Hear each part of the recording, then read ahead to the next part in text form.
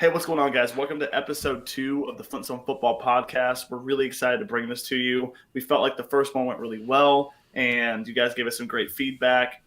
We have the free agency that has begun. First wave's over. Some big chips have fallen for the Bears, so huge chips have fallen around the rest of the NFL, which is pretty wild. We're moving into the second phase of Tier 2 and 3 free agents, building some depth, getting ready for the draft, which is in a month. I'm your host, Richard Stone. This is your other host, Nate Flint. What's up? And first headline, which we're going to address, which is really cool. Our fearless leader, Ryan Pace, has got some headlines going on today. Fearless leader, more like our boy. The boy!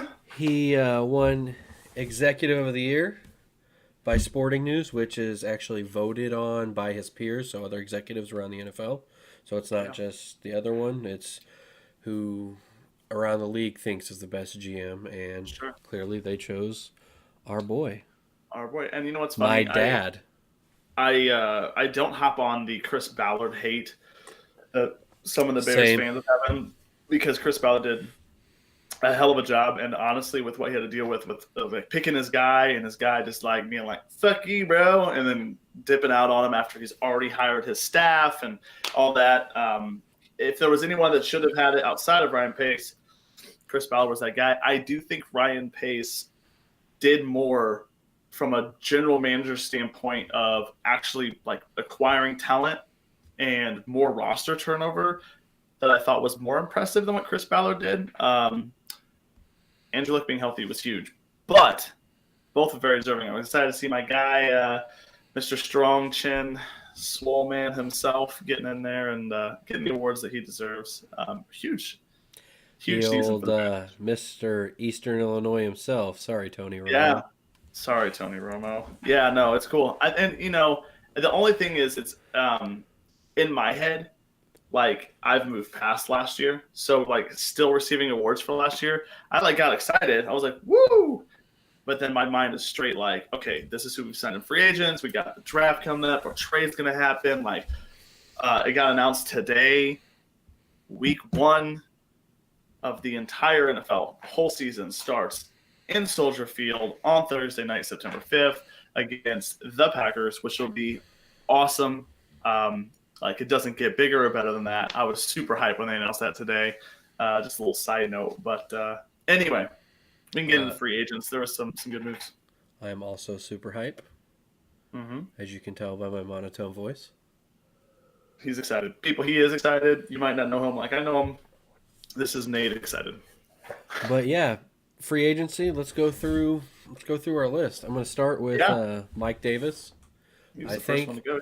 I think we got a little overreaction by people that from the signing. I actually predicted Mike Davis to replace though he who shall not be named. Smoke himself. Taquan Mizell. Yeah. But I think he'll be a good rotation back. He'll be really good on third down because he can block, he can receive, he can run through the tackles, he can run outside. He's everything you want in a third down back. Yeah, Mizell is kind of coming out of college. He's something like a James White, where he was really good at receiving in college. Yeah. It just didn't translate other than practice. Maybe he'll have an opportunity somewhere else where he grows, and I hope so. But he could, but I think he's still practice squad eligible too. I think so too. Mike Davis was cool. I didn't hop on to they're trading Jordan Howard, so this is his replacement or anything over than Matt Nagy likes having solid depth. I think he's good at utilizing all of his weapons, and I mean I saw Mike Davis play on the Sunday night game. It was earlier in the year. I was actually stuck at work, and the game was on, and it was really impressive. I mean, he popped. He kind of hit the holes hard. If you really watch the film, I think he worked with a lot that wasn't there. He actually reminded me a lot of year 1 and 2 Jordan Howard, where it's like a really crowded line. He kind of gets hit and shifts, and he's not super quick, and he's not super strong. He just kind of wiggles his way. I think he could be a really solid depth piece. And if he stays on his arc and his trajectory and continues to get better, he could get like starting snaps for sure. I think he reminds me of a what's his name? The Mark Ingram light. Yeah, definitely. Like not too, His play like you style. said, not too fast, but still, Mhm. he still has that second gear. Yeah. Um, I Fun fact also about Mark Ingram: he's the only running back to run 4.6 or slower on his 40 and go in the first round. I Go ahead. did see that. He also strikes me as a guy that could handle the load if need be, kind of like a Spencer Ware. I Yeah, think something like that would have been possible to where if they do feel as though they need to move on from Howard, that I think Mike Davis can handle it while we rotate in a rookie that we draft. I mean, I think they're definitely going to draft a running back in the mid depth rounds for sure. All right, and then Buster Screen. I was a little bit happier about this than a lot of people You apparently. sure were. Yeah. So here's the thing with Buster, and everyone takes the Matt Nagy quote where he calls him the best slot corner in the league, and that was the week they were playing the Jets, and you do. Catch more flies with honey than vinegar. You don't want to give him bullets and more material. But if you look at the advanced metrics, like not just last year, because I feel like it's hard to evaluate players that are in a bad position team wise. The Jets obviously had their struggles last year. Their defense was not really what it was thought it was going to be going into the year. I mean, I remember them early on; it was real rough. But as his career, he's a really serviceable to good slot corner. His problem is in the past they utilized him outside as well. Not the same result. He's a bigger guy. He's more physical. I think uh, people have to understand that Ed Donatel and Vic Fangio aren't there anymore, and Chuck Pagano's expertise going back is the secondary. This screamed one of two things. I'll let you explain what you think number two is, but it did scream like Chuck Pagano wants a bigger, lankier slot corner who's more aggressive at the line of scrimmage. Probably going to be more aggressive just in general with his blitz packages and stuff like that. And this is probably what he was looking for in terms of, to fit his version of what he thinks the slot corner should be in his defense. Well, number two, he's pretty quick. Yeah. He's fast. Like you said with blitzing, he wants someone that can hold their own with tight ends and being physical like that. If he has to switch to a tight end, that's something he can kind of handle. Pagano, like you said, has always gotten the best out of his secondary. It's kind of like Donatel. I mean, Donatel, wherever he goes, secondary is always pretty darn good. It's the same with Mm-hmm. Pagano. I mean, if Yeah. you look at the Indianapolis Colts, I don't even remember half their DBs, but they played better than what they've ever had or ever have in their career. I Mm-hmm. know that. He also kind of his ceiling to me, or rather his floor, not his ceiling, would be someone like a Cravon LeBlanc. How we had him Sure. before, extremely physical, Right. and I think Gets him that's in trouble kind a of lot. A lot of PIs, a lot of getting burned into the coverage. exactly. But also, blow off the line and just crush a guy or get a nice, pass breakup on a comeback or something. Yeah, with this pass rush, he's gonna do just fine. And then there's another thing with this, and this is how I have tried to view through the lens of all free agent acquisitions this year and probably next year, is when you have a defense as good as the Bears are, where 9 out of the 11 starters for sure are coming back. You can plug in a guy who maybe physically has just more raw talent and expect that with coaching and being surrounded by Khalil Mack, Eddie Jackson, Kyle Fuller, Akeem Hicks, Roquan Smith, Danny Trevathan, that he's going to fit into a better mold of the defense, and then those players are going to make that person better. And so if physically you can't teach strength and speed and height and length. If they think that there's a guy that can develop to be the best potential of himself because he's surrounded by a much better team, I mean, you know, it makes sense to me. And also, I think Bryce Callahan. I don't think they anticipated his market not being as hot as it was, and I think they knew pretty early on that they were probably out of the range he was asking for, or that they were comfortable with. And in that situation, you have to be decisive, or Buster Screen gets signed and your other guy gets signed, and now you're like, oh shit, our top three options all are on different teams, and we don't have anyone. So it was like, Callahan's probably going to go. He's a little out of our price range. Buster's our guy. Let's go. That's what it seemed like to me. Also, Callahan's still not even healthy yet. I Yeah, just read the medicals. that he's not going to be ready for their first camp, but that's a really early camp, so he'll be better he'll be healthy for the season. But I hope so. I don't think it's as serious as like a Cam Meredith situation. Yeah. I hope it's not. yeah. So with that, I'll move on to Cordero Patterson. So excited about Nailed that name. Everyone's always like Cordell. It ain't Cordell Stewart. Cordero. Dude, this signing has me hype. I just give me all the twitchy, like switchblade, like crazy cool players that could have so much potential to Matt Nagy. Just give me all of them. Yeah, the only one really we're missing is Tavon Austin. Yeah. Well, I don't want a whole team of them. I just agree. want a couple. That's kind of who the Seahawks were when they won the Super Bowl, though.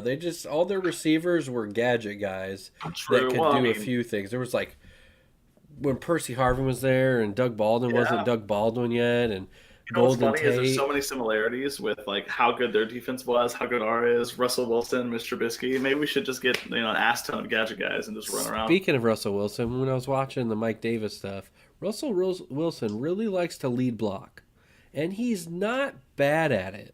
Well, he is a stocky motherfucker, bro. His like core and legs are like running back. I think it was Antoine Bethea that he just tossed him.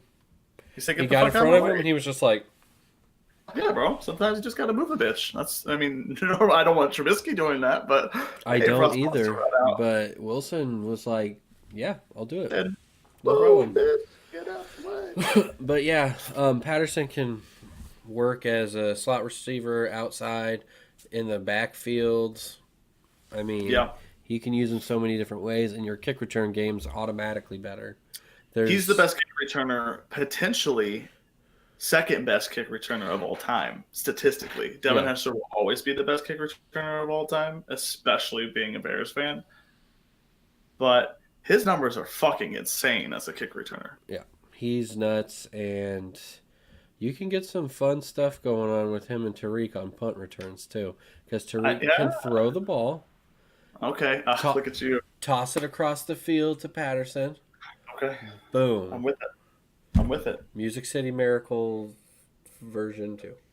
Yeah, I'm with it. I think offensively, I don't expect him to have a huge role, but I could see 5, 7, 10 snaps a game, unless something changes. But that's where I see him at, like a cool gadget piece, the distraction, whoever, and then our kick return game with him and Cohen is going to be top 5 in the NFL if they stay healthy. And that was one of our biggest issues with special teams last year, so that's just automatically making that better. I think he'll have somewhere around 400 to 500 total yards between rushing and passing, and about 4 to 5 touchdowns. Okay, yeah, I'm with that. I can see a lot of red zone packages with him involved too. He also said he's going to reach out to our boy Hester. So, I mean, if you want to get in good graces immediately, like just show up with the Devin Hester jersey to your like press conference at training camp. That would be phenomenal. You'll have Hogan Johns and all those guys being like, "So this dude's the shit, right? Check it out." Like, So. And they asked him what made him want to come to Chicago, and he said, "I want to be part of that atmosphere." It's wild. So which that'll segue to Hawkland Dix, who I think is the biggest signing of free agency, easily. But there's like 3 or 4. Bobby Massey came out today talking about how he's like, I could have waited and gotten some more pennies, a little bit more bigger contract somewhere else, but like I want to be here. this locker room, this culture, Matt Nagy, what we started, how it ended, like I'll pass on some extra cash. This is where I want to be. And that was a common theme with Cordell Patterson, Clinton Dix. A lot of these guys, like, we're a destination now, folks. I mean, this is where free agents go, damn, Club Dub looked fun on Instagram. Matt Nagy won Coach of the Year. They seem like they're really cool. They talk to other players, and we're winning, of course, and have a talented team.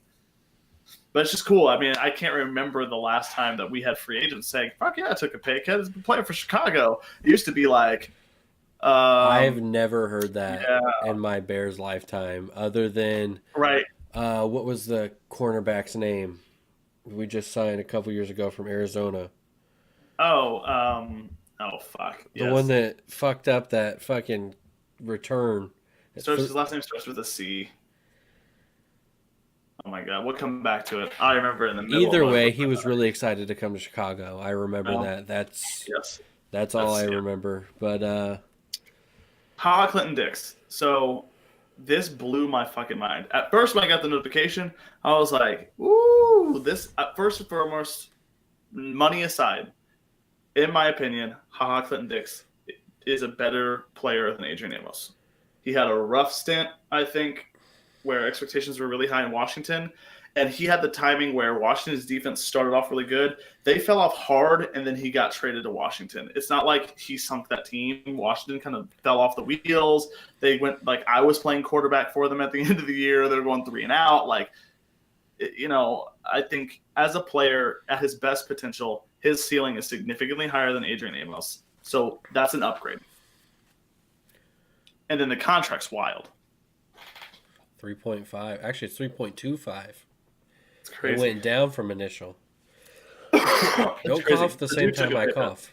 Copycat. He took a pay cut. Clearly took a pay cut to be here. He did. He wanted to be here. He wanted to chase a ring. He wanted to be with his boy, Eddie Jackson. I'm so excited for that. Like, him and Eddie, those are guys. Those are boys. They posted Instagram photos of them when, Don't even. When Bears Packers played, and they had like time on the field and all that other stuff. It was legit. Yeah, this is the second best bro time in the league, other than OBJ and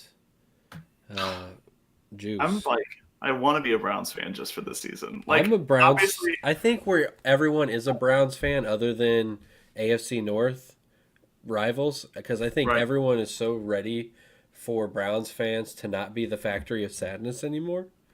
I know, and they've done so many good things. I saw a comment on Reddit today that was the Browns were trying to still trade Emmanuel Ogbah, and someone comments on it and was like, "Well, they'll probably just trade him for Julio Jones because that's the world we live in now." And I was like, I mean, I'm with it. Let's go. I'm with it. Well, and so Clinton Dix, like, he's going to be a different type of safety in this defense. He's not the, like, run up and smash type of guy. He's not going to play a lot in the box stuff, but he's a ball hawk. He's a playmaker. And now Eddie Jackson's the best safety in the NFL in my eyes, and his last year was incredible. And that he was that role for us, of course. But, like, imagine having a guy who's in the same ballpark as Eddie Jackson in terms of, like, statistically where he's at with career interceptions and how he's impacted the game in his life. He starts hitting his potential with having a great team around him and a fit in the defense. And you can start interchanging. I mean, quarterbacks are going to have to face Khalil Mack, Akeem Hicks, Roquan Smith coming off the line. And when they have to get past Prince Amukamara and Kyle Fuller, they're tossing it deep into a backfield that has Clinton Dix and Eddie Jackson. Like, that's fucking scary. No fly zone. Legit. And fuck the Packers. Like, it's great that we swapped. He also is pretty darn good at man coverage. I think that's an underrated aspect of his game. He's decent at read and react as well. Yeah. And that's what's going to give him a lot of success here because there's not going to be a lot of time to read. He's going to be able No. to read, and the receiver's going to be trying to read the defense, but the ball's going to come out. Yeah. That's what's going to happen. I'm with And it. I'm here for it. For sure. I All the way. think him and Eddie Jackson are going to have at least 8 picks betwixt the two of them. I think eight's a reasonable number. I can see like 5 and 3. How many more defensive touchdowns does Eddie Jackson add to his resume? So he's on pace to absolutely fucking massacre Ed Reed's career number. 5 in 2 years. 5 in 2 years. I think he gets 2 next year. I think so too. I think he gets 2 fucking more. I think he think gets Eddie I think he Jackson gets 2 pick sixes. is going to be my next jersey. I hope I'm thinking the same thing. And I man. don't buy jerseys, dude. The only I jersey really I don't. have is a Thomas Jones jersey. Thomas Yep. Jones, you're my boy. The last jersey I actually bought, wasn't gifted to me, was a Brandon Marshall jersey. Don't regret it. He's still one of my favorite receivers to ever watch play in a Bears uniform. He was so That physically Seahawks game at the end, even though we still lost, but when Jay stepped up and just threw that bomb and Marshall came out of nowhere in front of Richard, Yeah. it was just Yeah. got him. Well, and then I remember the 49ers game when Cutler rolled out and just tossed it, and Brandon Marshall was falling with 3 dudes, and just one hand was give me that shit. That was the revenge game because I remember we weren't looking so hot that game. And then Kyle Fuller had 2 picks that game. That's when everyone was like, rookie Kyle Fuller's going to be the greatest corner in the NFL. But then they late hit Jay. I remember this. They hit him late, and he turned it on. He threw 3 touchdowns after that, I think. Yeah, he got up and was like, fuck y'all. He got up and was like, twitch. "You're not going to kill me because I have to be on a TV show later in my life and be the star of Very Cavallari." He is the star. He sure is. You know, they gave him more screen time because they know people are tuning in for Jay. For Jay Cutler. At least the Reddit community is. Everyone. No one cares about K-Cav anymore. No. Laguna Beach is done. You brought up OBJ to the Browns. That just as a story, side note, everyone should be a Browns fan as their secondary team. But dude, Jarvis Landry and OBJ going back to high school. That's nuts. What I want to see what, if any, how many people have played high school together, been boys, played at the same college university, been boys, go to the league, and not just be serviceable players in the league, but be star fucking on ESPN, on Top 10, got Hard Knocks, huge superstars, and then be on the same fucking team and be boys. It's wild. It is. It's nuts. I can't even imagine. John Dorsey pulled his dick out and slapped it on Executive of the Year and said, "Take it from me, bitches." Honestly. Yeah, it's his to lose. I mean, God, it's insane. They're all... I mean, the Kareem Hunt thing is going to be either really good or really bad for him. Everyone already forgot about Kareem Hunt because they were like, we're going to sign Kareem Hunt, and then we're going to trade for OBJ, and everyone's going to go, okay. Yeah. Did they get Jason Pierre-Paul too? No. Who did they get? What's his face from the Giants? Muhammad Wilkerson. No, what? He was never Sheldon on the Richardson.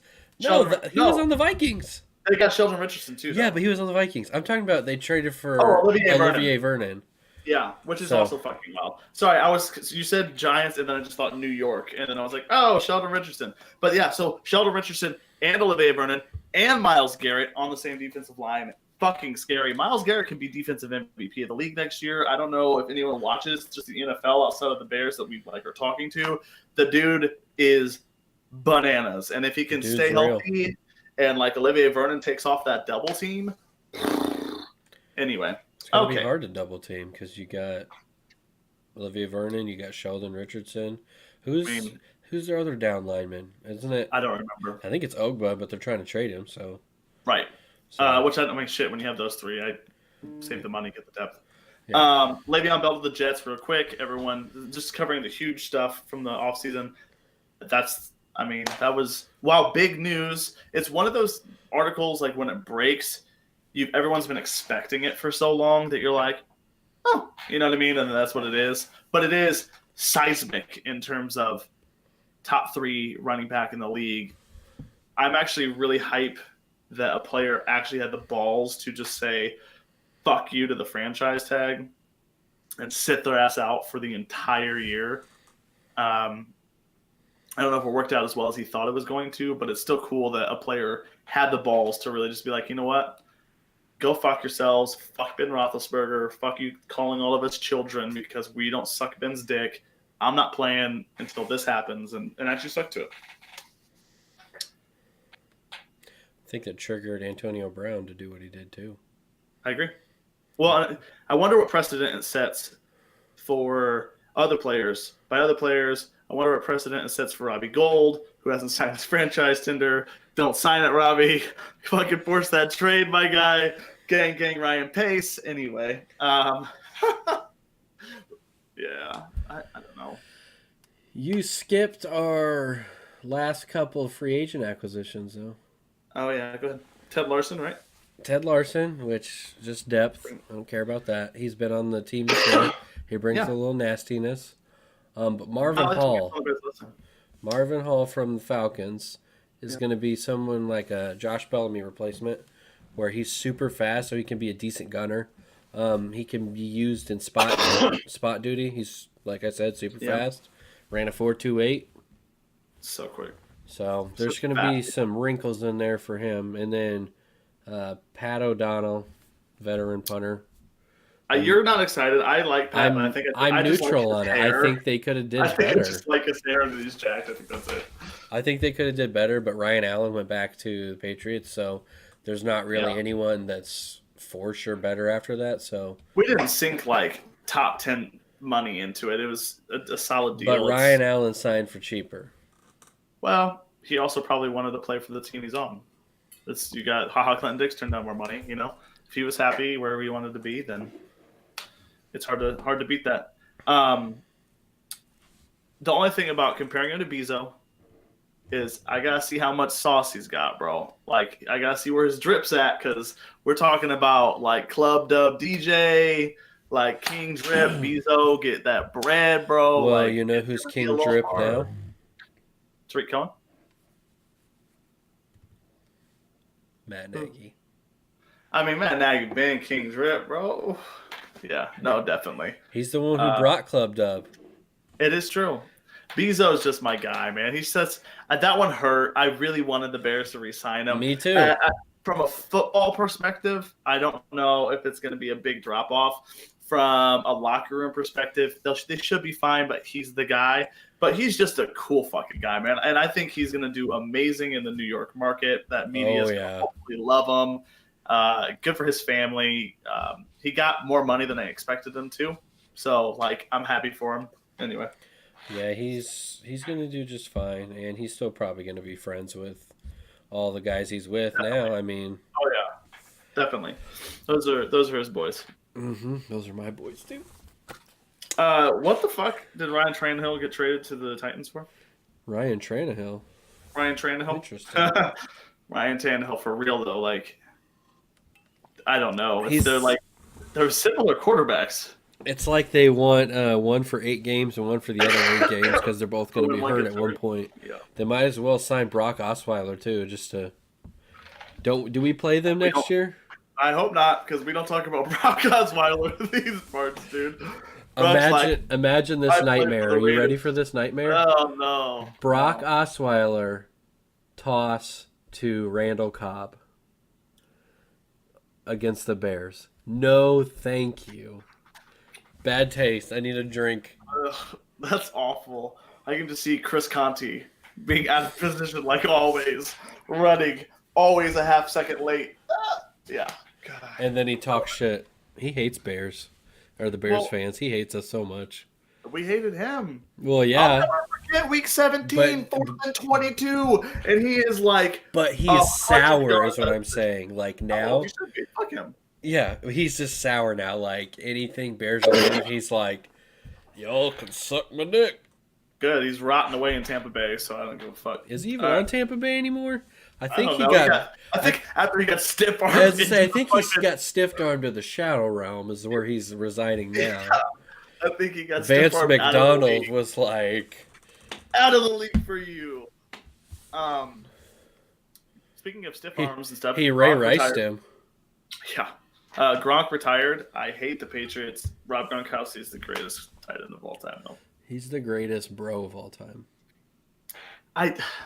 The only thing I hate is not to get too political, but I think his attitude is the exact same attitude as like Odell Beckham and all those others, but because he's white and fratty, everyone's like, "Oh, Gronk has a good time. He just has fun. Odell's a diva and goes to clubs."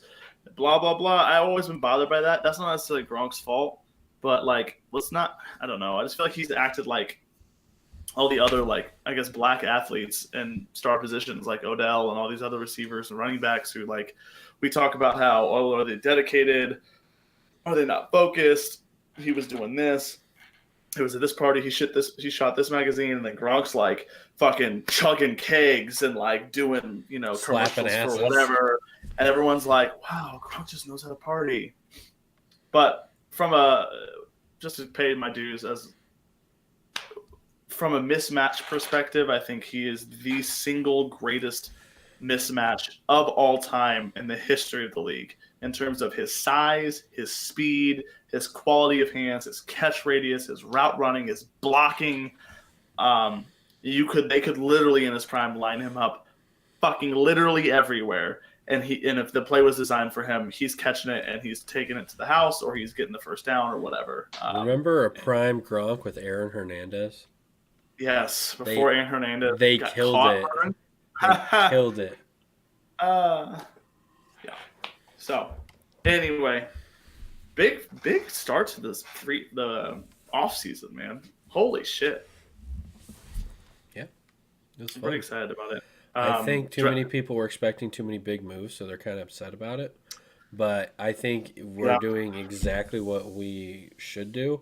A lot of people are also kind of like, why did they do max or spread or turn his thing into signing bonus if they're not going to do anything with it?